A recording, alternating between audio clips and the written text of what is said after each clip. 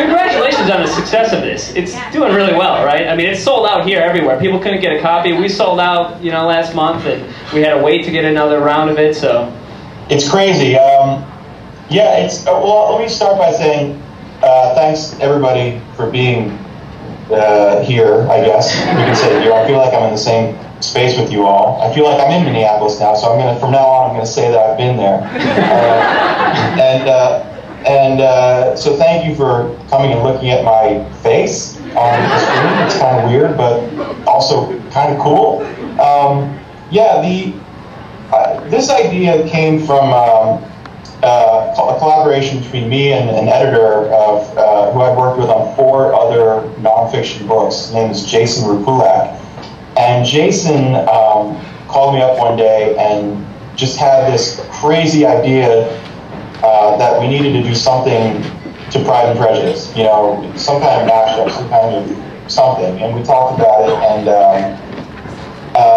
basically, the 4 books we've done together before this book, I think combined probably sold 25,000 books, which is great. And we had never cracked Amazon's top 3,000, I think, ever on any of those books, and nor did we ever expect we ever would. I mean, Quirk does small, humorous, mostly nonfiction, pop culture-y, quirky books, and so we assumed that this would be the same thing. We would sell maybe 5,000 books, 7,000 books, and we'd be happy to do it. As of a month and a half after we published on April 1st officially, we have over 200,000 books in print already, which is crazy.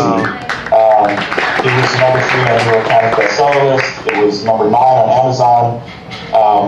Jason called me today, we were talking today, and said that yesterday, on Sunday, one of the major book chains, I think it was Barnes & Noble, sold over 1,000 of them in one day. That'd be weird.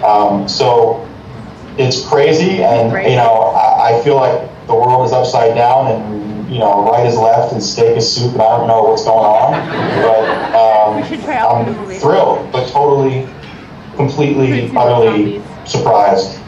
That's awesome. Did you write the questions at the end of the book, the discussion questions?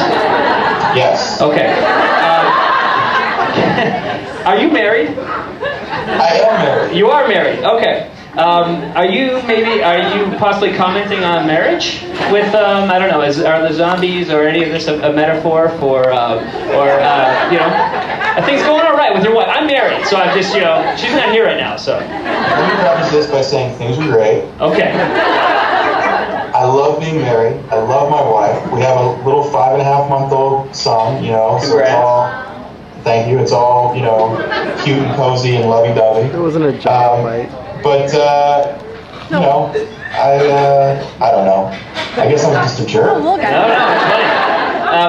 I like those questions at the end. They were very funny, actually. I didn't know if you came up with them or if, your editor did or what, but that was good stuff. I did. I wrote those,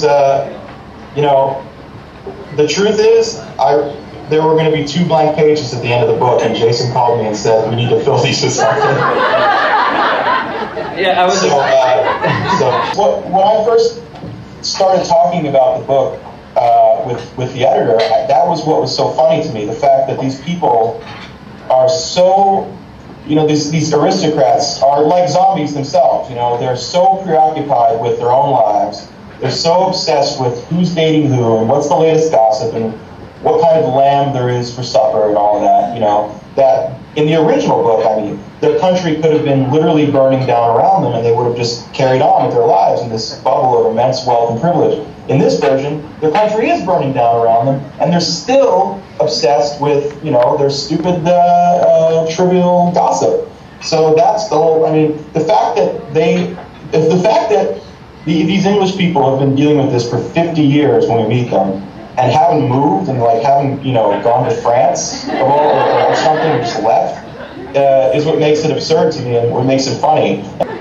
Did you ever consider killing off a major character like Darcy or Elizabeth or not Elizabeth, but Bingley or Jane or any of those ones? But I did.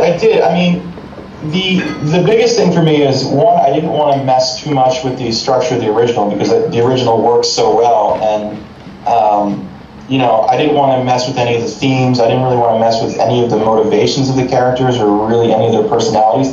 All I wanted to do with this book is just to give the original book sort of this absurd canvas to play out on. This, sort of written large. You know, like everything is still there. You know, like Elizabeth, it seems to make sense that she's this strong-willed warrior. And, you know, Jane is still forgiving and kind, even though she's a slayer. And Darcy is still proud and handsome, even though he's a slayer. And, you know, I didn't want to kill anybody off that didn't get killed off in the original. Well, actually, that's not true. Well, there is one character that gets killed off, I guess. Two characters that get killed off that weren't killed in the original, or they're sort of peripheral characters, but they both reach unhappy fates. What I wanted to do, though, was punish Wickham severely, you know, punish him in a way that he doesn't get punished in the original. And I think I did that. I mean, on the floor. I can't really imagine a worse fate than what happened to Wickham. But what? There you are. Enjoyable. You go to bed? Let's all say goodbye to David, because David's leaving the office. Bye, David. Bye, David. Bye, David. Thank you.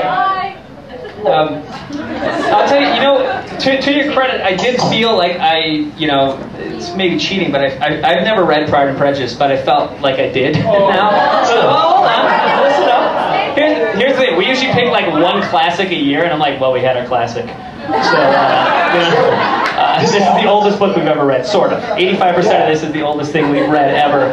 So, I mean, you know, there's a lot. I mean, there were things in there that I thought you made up that then I checked against the other, and some other people brought this up. Like, I didn't believe that her aunt Gardner was having intercourse behind her husband's back, but that's in the real book. Yeah. Is there anything else you can think of, maybe that you didn't make up, that maybe people are attributing to you? Or can anyone else? Because I was very surprised at that. I was like, oh, that doesn't really happen. I have to ask other people for examples of that, but you know, I mean, there are people that tell me that they have had a lot of fun reading both versions side by side because of that, because they've been surprised at some of the humor that's in the original book. Well, what are the ones we talked about? War and Peace and More War. War and Peace of the Worlds. Or War of the Worlds and Peace, I guess.